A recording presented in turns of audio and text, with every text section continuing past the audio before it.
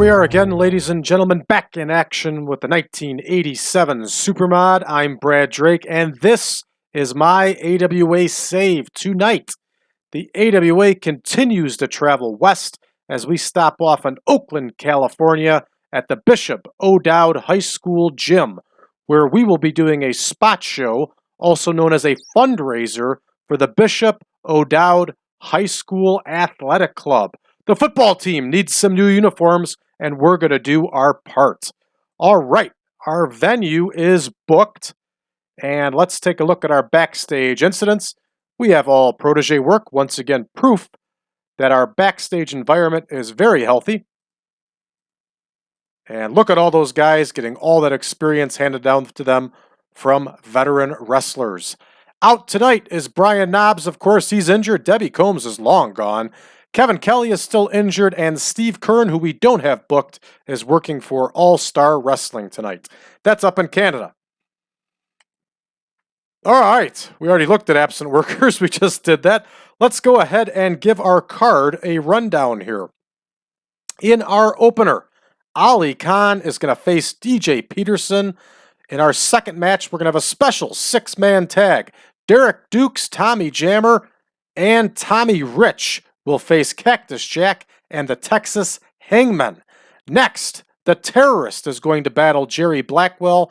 In the semi-main, the Top Guns are going to face the Russians. And in our main event, the Iron Sheik will battle Bob Backlund, which will be a rematch from their 1984 series of bouts that saw Bob Backlund lose the WWF World Heavyweight Championship to the Iron Sheik. Ladies and gentlemen, this is an explosive big card for a spot show here at the Bishop O'Dowd High School Gym.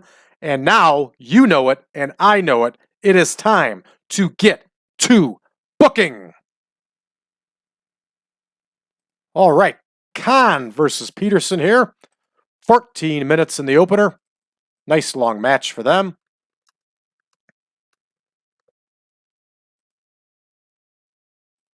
All right, there's Ali Khan, and there is DJ Peterson. And we're going to leave this one open-ended, but I certainly hope that DJ Peterson comes out on top. All right, this one is going to be a six-man match, and we're going to make this one 16 minutes long.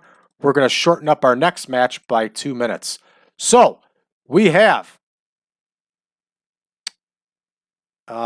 Jammer, Tommy Jammer, and Derek Dukes here. There we go. And they're partnered up with Johnny Rich here. And they are taking on Cactus Jack, who is in his second spot show in a row here, but that's okay. And the Texas Hangmen, all three are managed by Don Carson, so it makes sense that they would be in a match together. So we have Dukes, Jammer, and Rich versus Cactus Jack and the Texas Hangmen. And Cactus Jack is going to go over here, ladies and gentlemen, and he's going to do it by manager interference. So that match is booked. Going on next, of course, is going to be the Terrorist versus Jerry Blackwell, and they are going to go for 14 minutes.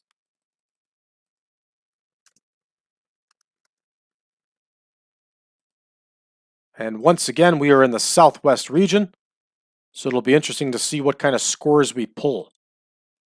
There's the Terrorist, and there is Jerry Blackwell, the Crusher, if you will. Once again, I was talking about it a couple of videos ago. Sheik, Adnan, LKC, along with Brian Blair, two books that I have read recently. Both of them sing Jerry Blackwell's praises and talk about how good of a wrestler he was. All right, our semi-main here is going to be the Top Guns versus the Russians. We'll set this as a tag match, and it's going to go 18 minutes, and hopefully both these teams have the gas to go this long. This might be the highest on the card the Top Guns have ever been. And here is our Russian team plugged in. We can auto-name this one, and we are going to have Soldat Ustinov get the win for his team. Good, they can both handle it. Excellent. And then our main event, folks, and again, this is a huge main event, 25 minutes we're going to have it go, is going to be the Iron Sheik versus Bob Backlund.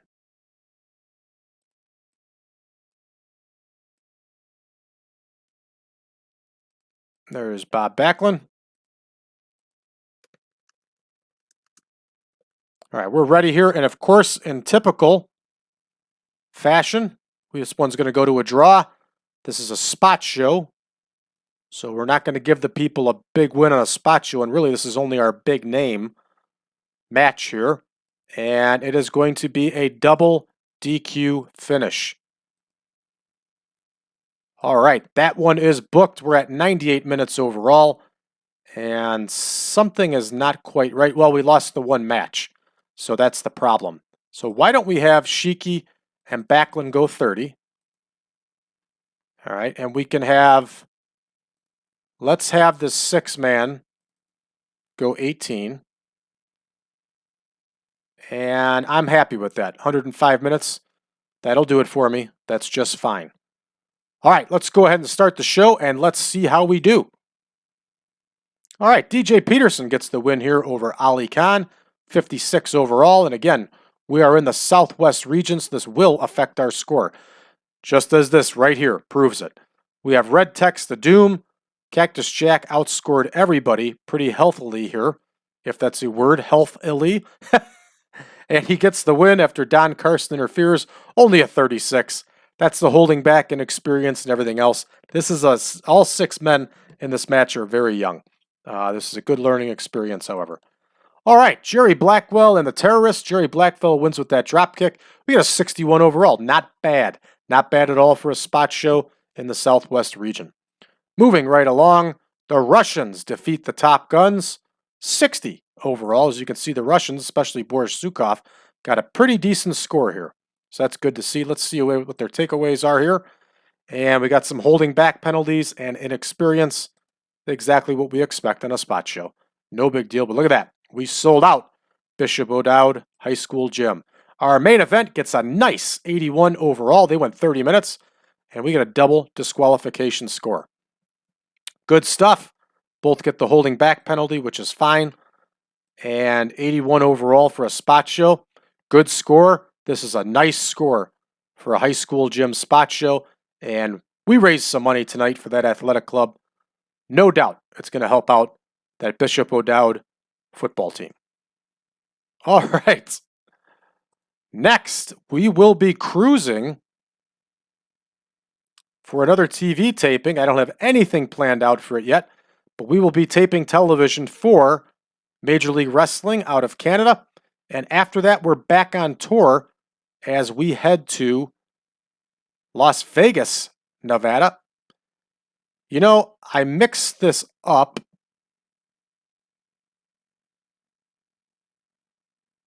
Yeah, we got to change this back up. No, I got it right. I got it right. Yeah, we're in Oakland. We're going back to Las Vegas, and then we're going to San Francisco. I had this planned out a different way, and I'm going to tell you why. I'm going to show you, see where it's marked red here? These are 2 extra dates because we're going to run Super Sunday a week from this Sunday. So we're actually adding 2 tour days here. We're going to run in Los Angeles, and we're going to run in Phoenix. So this does kind of screw us up the way I did the spot shows because I had originally set it up for us running into San Francisco, but then I realized we would double up on the card in San Francisco, and we didn't want to do that. So we just took and swapped Phoenix for Las Vegas, that's all, and then we plugged Phoenix in there for Saturday.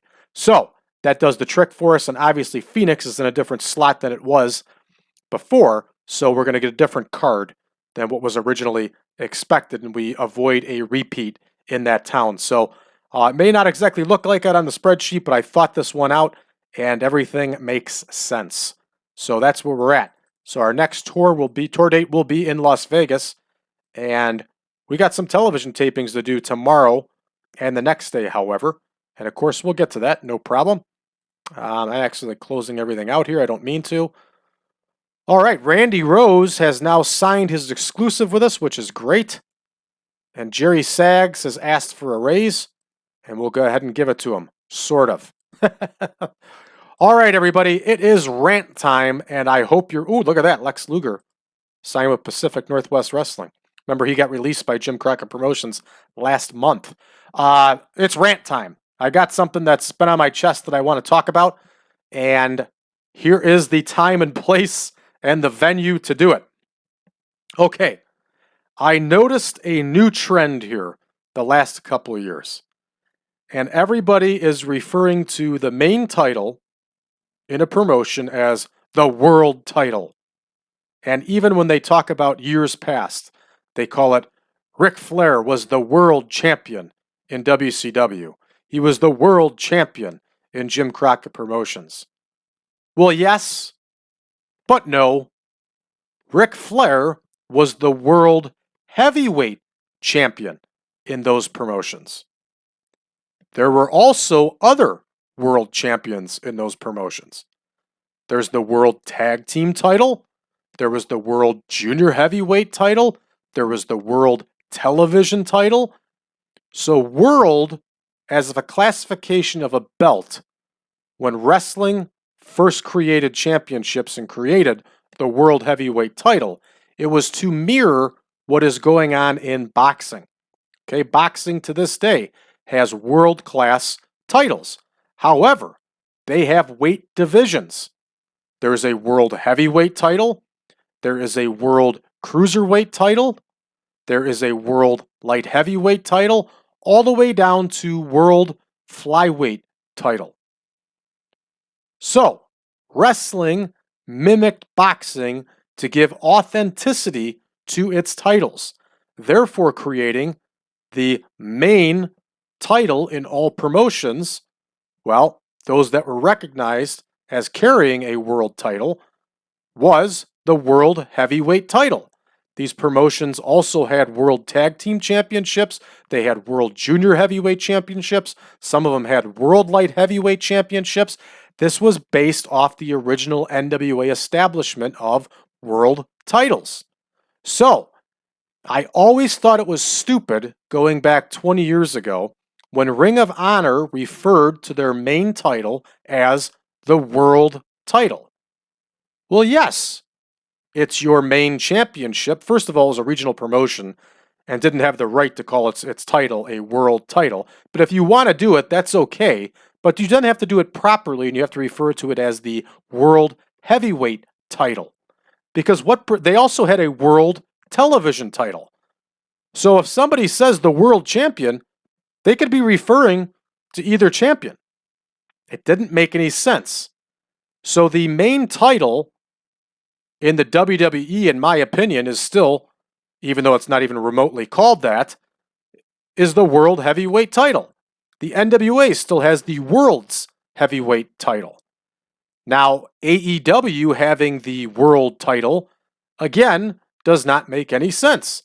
It's a world heavyweight title. It is the biggest prize in the promotion. Now, does this mean that nobody else can qualify for that title? Well, in the case of the old NWA promotions, and I'm talking way back before the 80s, and also in New Japan up until, they still got it that way, but they just changed the name of the title. New Japan actually had weight divisions where they would have the junior heavyweight division, they would have the heavyweight division, and wrestlers would have to declare which division they were in. Hence why they had the IWGP heavyweight title and the IWGP junior heavyweight title. All Japan, although loosely enforced, also had the Triple Crown heavyweight title and then had the World Junior heavyweight title. Does this make sense, everybody? So it just really bothers the hell out of me when promotions call their main title the world title. It doesn't make any sense. It's the world heavyweight title, because chances are good you're going to want to have other titles that are world-class titles also. The AWA always did it right. The AWA had the world heavyweight title. Makes sense? They also had the world light heavyweight title. They had the world tag team title. They had the world women's title. Does that make sense to you? It makes sense to me. Thanks for listening to my rant. I just had to get it off my chest. All right, that's going to do it for us, folks, for this episode. We are back in action tomorrow with television tapings. And if you haven't done so already, hit that subscribe button. go ahead and hit that like button, and also share this video with your friends. Facebook.com/groups/1987 Supermod is where you can find us to talk about everything 1987 Supermod. We have a good, fun group there. Everybody shares ideas, and we all get excited about each other's saves. Last but not least, if you would like version 7, go ahead and go to braddrake.net, drop me a line, and I will send you a link to our Google Drive page where you can download not only the picture pack, but also the database. Thanks for tuning in, everybody. We'll see you tomorrow.